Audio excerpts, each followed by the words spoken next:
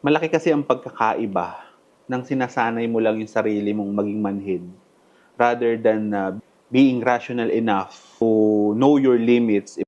May question tayo. Dealing with emotions dati versus now. Wala naman masyadong pinagkakaiba. Ako pa rin naman to.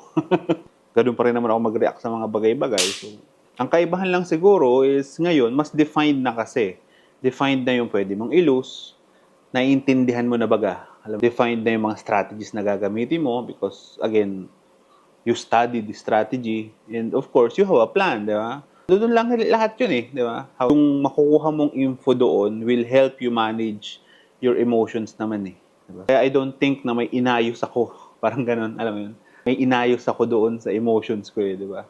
Before ka mag-google ng oras, finding a solution dyan sa emotion problems mo, maybe